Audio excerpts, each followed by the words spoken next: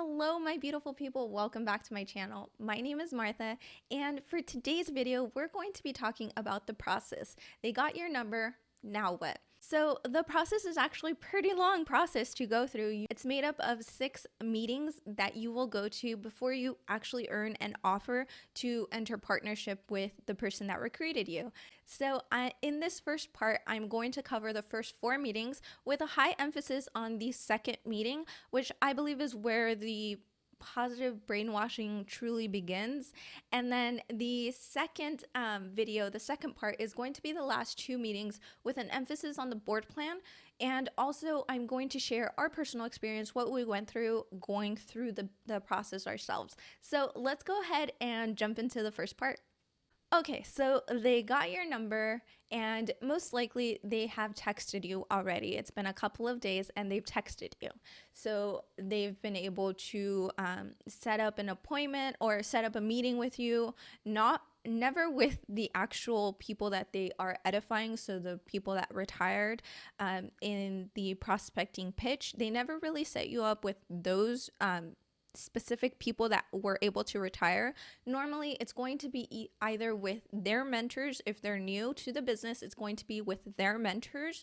If the person has been in the business for a while, most likely you will be meeting with just that person. I also want to emphasize, if you are in a relationship, they will ask you to make sure to have that significant other in the meeting with you, and it'll be a neutral location. So like a coffee shop, Starbucks, or like Panera, somewhere small, like an intimate location, but not as intimate because everybody else can see you or hear you. So you guys will meet there. You guys will go ahead and start interacting, talking. This meeting is only to basically create trust and friendship, see if you guys get along. But honestly, if you have a pulse, if you have money, and you're open-minded as far as not calling it a pyramid scheme, I'm pretty sure you guys are going to get along. So they're going to share their story of how they got in the business, all of that stuff, but they'll never really say what the business is. You will still not know what the business is here. In that sense, they'll start sharing with you like their values, what they're going after, as well as they're going to ask you.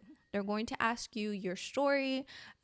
If you guys are married, how did you meet? They want to know. They want to be able to have enough information about you to try to persuade the idea of the business to you. So trying to sell the business opportunity to you. So they want to get as much information as they can.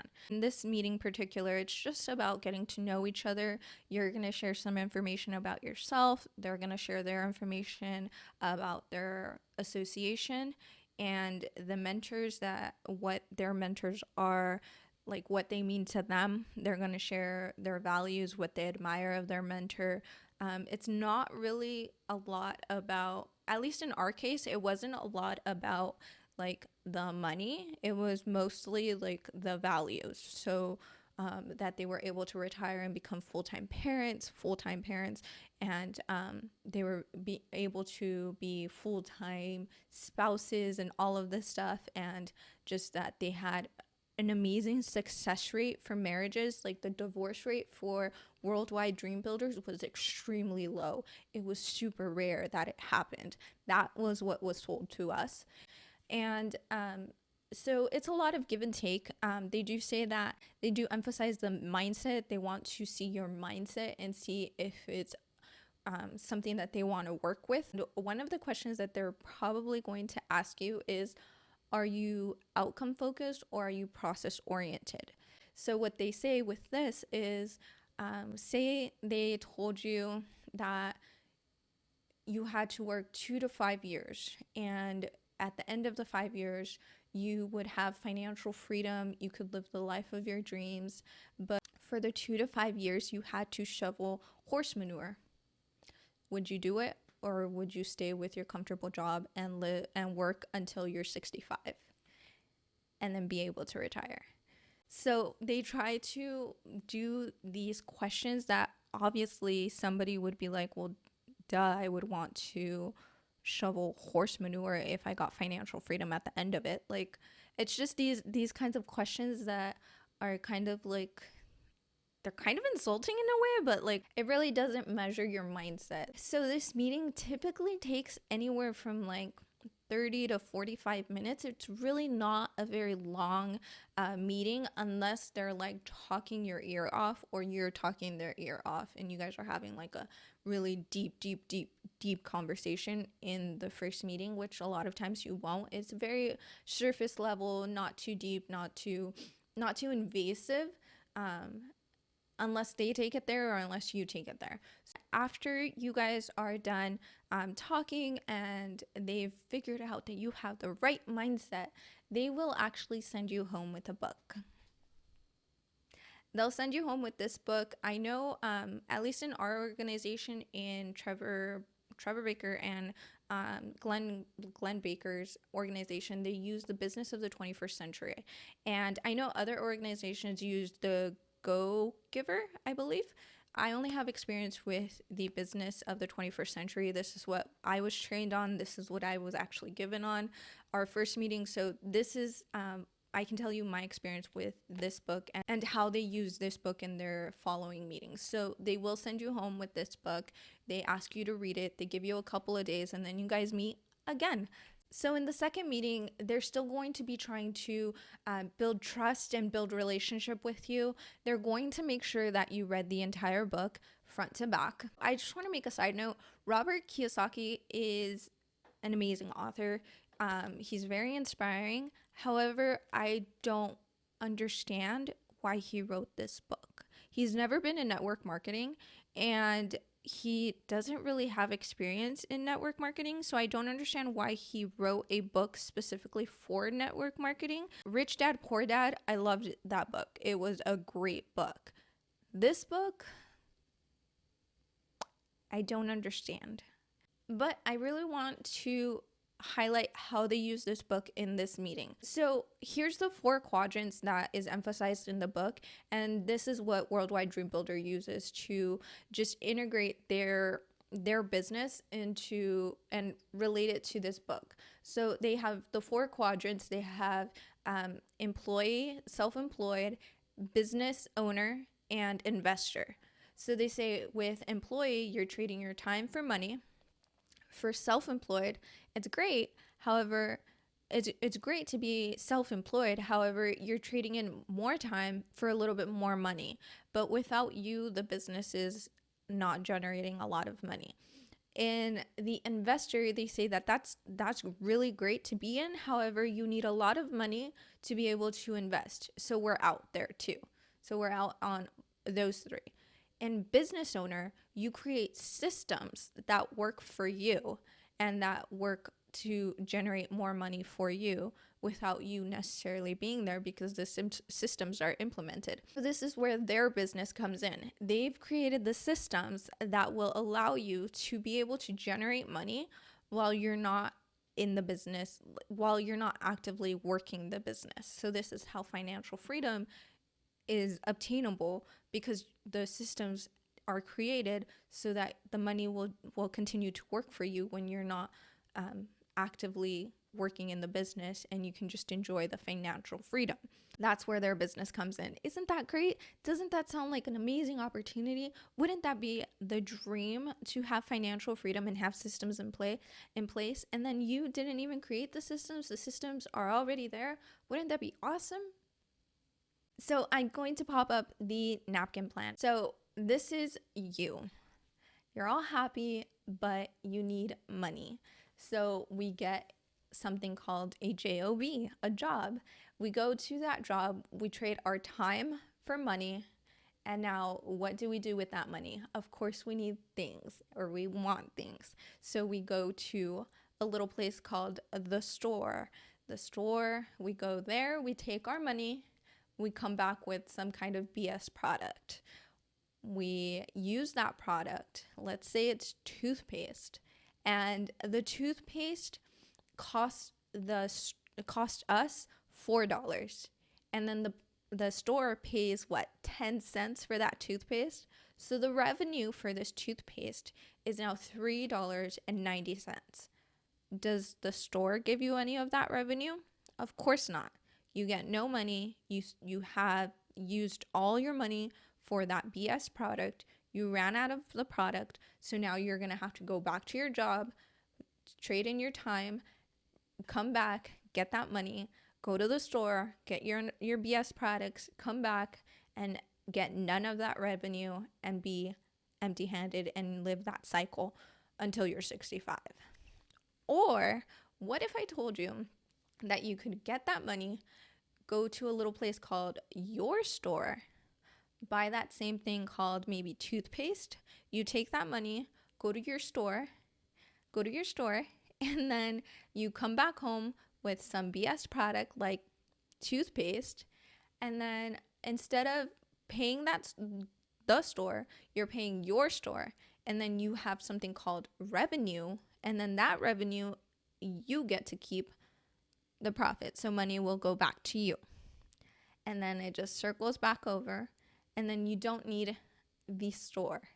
It's all you going to your job, trading your time, getting money, going to the store, to your store, getting the product, and then keeping the revenue as well.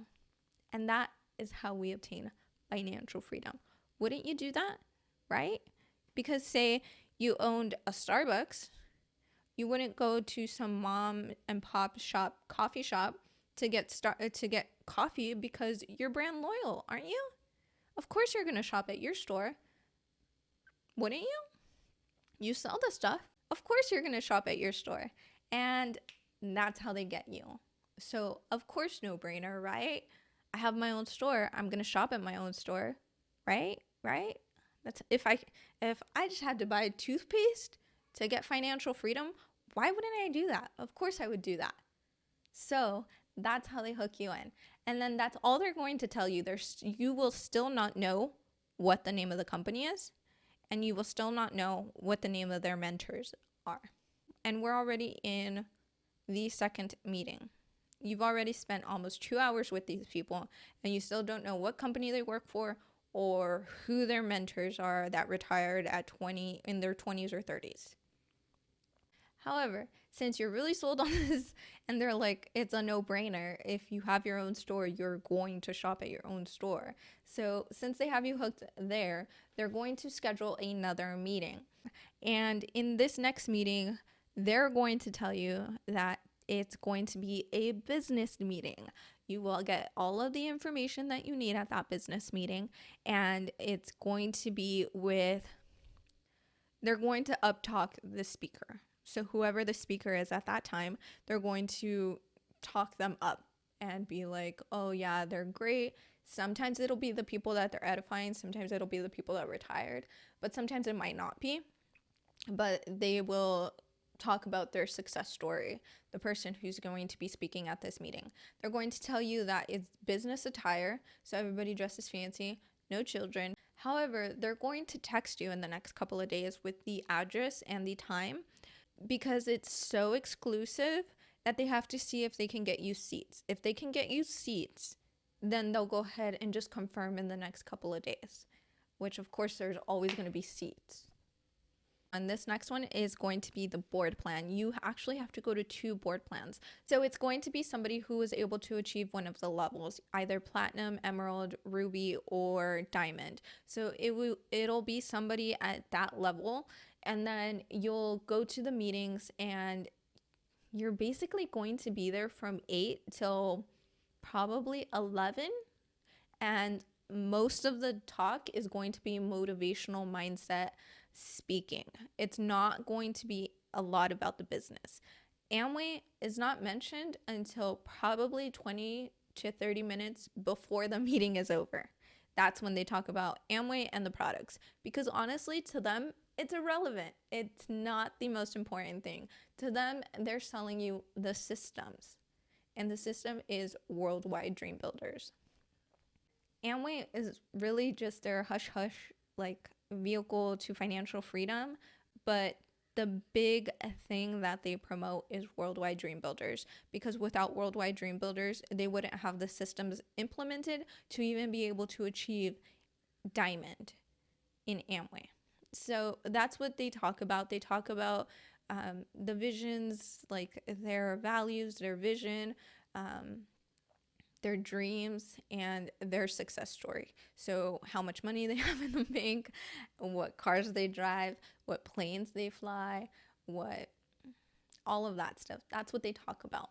That they get to spend time with their kids, that they love their wife, and they're so in love, and they never fight because they're all this crap. So so they put up a show for you, and you will, in these board plans, you will hear a lot of whoa, yeah, whoa. Like, they act as if like Jesus walked in the room himself, and they're just like, whoa, yeah, whoa, oh my God.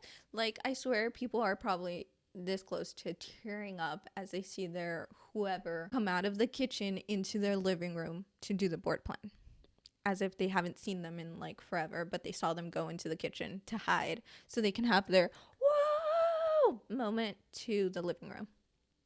In part 2, I'm going to talk about the board plan. I'm going to probably do a little mock board plan for you guys because I really want you guys to feel like you guys are in that room. And I want to highlight some of the key things that they talk about that make you feel like, that makes sense to an extent. Just be wary when you hear things like that. So I want to bring you guys as much information as I possibly can. I do have my notebooks where I wrote everything down, and I will dive into those notebooks at one point in this series and just share with you guys, expose myself when I was drinking that Kool-Aid. But I do want to give you guys as much information and give you guys as much accurate information. I don't want to make anything up. I want to give you guys everything that they told me, everything that they were preaching up on that stage, everything that they were preaching up on that living room. I want to give you guys everything as accurate as I possibly can. And I want to take time with these videos, write everything down, give you guys accurate information so you guys are aware of what's going on in these meetings, in these board plans. And you know, if somebody gets like wound up in these MLMs, like in Worldwide Dream Builders, you guys can see like what they saw and be like, well, you know what? They do present it in like a sneaky way. I also want to bring like this accurate information and bring really what happens behind closed doors to light. So you guys, I know it's easy to judge these people and to judge the outlandish things that they say. But at the end of the day, they're brainwashed. It's hard to get out. It's hard to get out. So, I know I really don't want to be quick to judge people that are in MLMs because I used to be one, and with patience and everything, I finally got out and I'm so happy I did. But I want to give you guys a sneak peek into what happens behind closed doors so you guys can like kind of understand what's going on in their brains as they're absorbing this information. Part 2, like I said, I'm going to go in depth in the board plan and also our experience going through the process. And guys, our car was totaled when we were going through the process, and we were shamed. Like, there was a shame put on us. So I really want to share our experience, what happened going through the process, where we were at, and all of that.